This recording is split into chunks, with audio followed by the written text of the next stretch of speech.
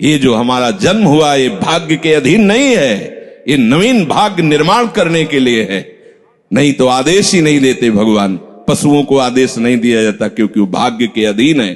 केवल मनुष्य शरीर को आदेश दिया गया है। किसी देवता को भी आदेश नहीं दिया गया कि आप ये करो ये ना करो, क्योंकि वो वही करेंगे जो उनके सुकृत है, उसके अनुसार बस भोग भोगेंगे। आगे कुछ नहीं कर सकते, नवीन कर्म नहीं कर सकते, न नारकी जी कर सकते हैं, न स्वर्ग के कर सकते हैं।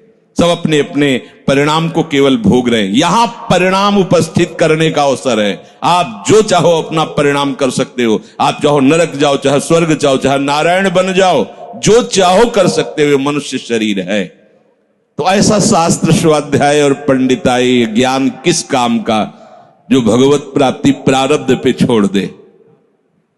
तो कुछ जन हैं जो शास्त्र स्वाध्याय करके या संतों की वाणी सुनकर इस विचार में आते हैं कि मुझे क्या करना चाहिए, परिवार का पोषण या भगवत प्राप्ति। दो विभाग कर लिए इसलिए खतरा है, निर्णय नहीं कर सकता। और सही पूछो तो दो विभाग है नहीं, एक ही बात है। समझ जाओ तो वहीं वहीं भगवत प्राप्ति हो जाएगी। अब उसके विचार में आता है कि अभी तो ब्याह हुआ है, या अभी छोटे छोटे बच्चे हैं, या अभी बच्चों का ब्याह किया है, अभी नए हैं, क्या जाने संसार का। मेरी आवश्यकता है, नहीं तो संसार इनको परेशान कर देगा। और वो अपने अहम जनित कर्ता भाव से ऐसा बंध जाता है कि निर्णय ही नहीं कर पाता। श्री चरणदास जी कह रहे हैं, ए भाई समझो, जिस कर्तव्य को तुम विसार करके झूठे भाव को कर्तव्य मान रहे हो, अरे माया के दीवाने, अरे हिया नहीं रहना, करना अंत पयाना।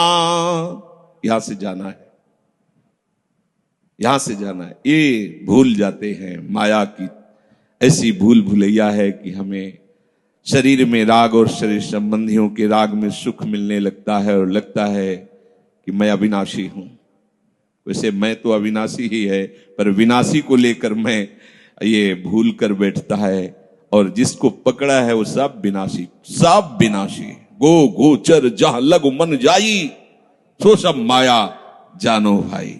दुनिया में लाखों का मेला जुड़ा, हंसा जब जब उड़ा तो अकेला उड़ा।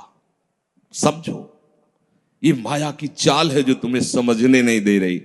अरे भाई समझो, समझो, अरे माया के दीवानों, यहां से हमें जाना है, जाना है।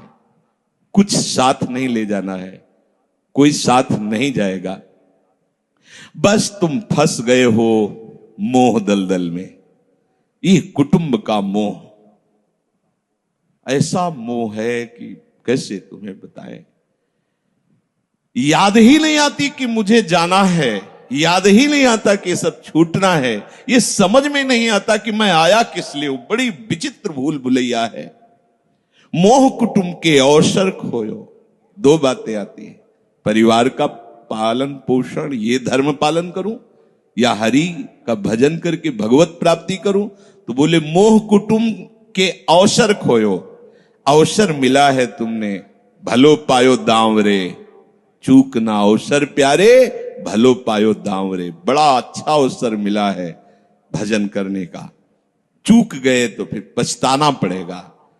हरि की सुध बिसराई। अब वो निर्णय करता है परिवार के पोषण का, क्योंकि मोह ममता है। पीछे का हर बार सत्संग में कहते हैं कि पीछे का रास्ता एकदम बंद हो जाना चाहिए, कि आगे कोई भयावह स्थिति आवे तो लौटने का रास्ता नहीं रहना चाहिए। उपासक को पीछे का मार्ग बंद कर देना चाहिए। पर होता क्या है, अपने लोग बहुत कमजोर हैं, तो कदम ऐसे रखते हैं पर पीछे वाला पुष्ट बनाए रखते हैं कि अगर इधर थोड़ी भी आंच लगी तो कदम पीछे करके सुरक्षित हो जाए। वो सुरक्षित नहीं है, वो सुरक्षित नहीं है, वो असुरक्षा है।